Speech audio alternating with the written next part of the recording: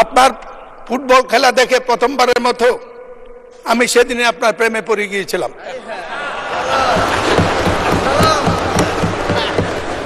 এই দেশটা যদি বাংলাদেশ বা পাকিস্তান না হতো, আপনার জন্ম যদি ইউরোপে হতো, তা আপনার তুলনা হতো আজকে পেলে এবং এই পর্যায়ের খেলোয়াড়ের সাথে। আপনি রাজনীতি ছিলেন না।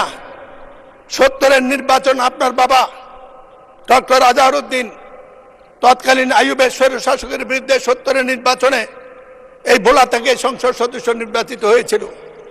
73-এর নির্বাচন আপনি তখন সেনাবাহিনীতে আপনার এই মরহুম আব্বাকে সেদিন নাজেহাল করেছিল।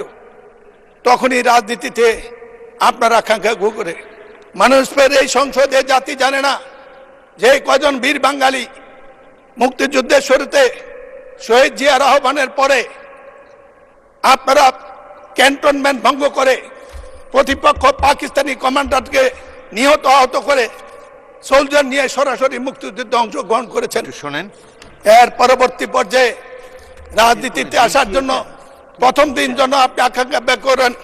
পুরনো স্মৃতির কারণে ও মহামেডান ক্লাবের কর্মকর্তা হিসাবে আপনাকে নিয়ে প্রথম রাজনৈতিক নেতাদের কাছে যাওয়ার পরে আমাকে সেদিন অভিনন্দন জানিয়েছিল, এই রত্ন তুমি কোথায় পেলে? আজ আমি প্রশ্ন করতে চাই জনাব তারেক রহমানকে, এই রত্ন তিনি কোথায় খেতে পেলেন? আপনাকে অভিনন্দন। আপনার নেতৃত্বে এই সংসদ দুর্ভাগায় জাতির সকল সমস্যার সমাধানে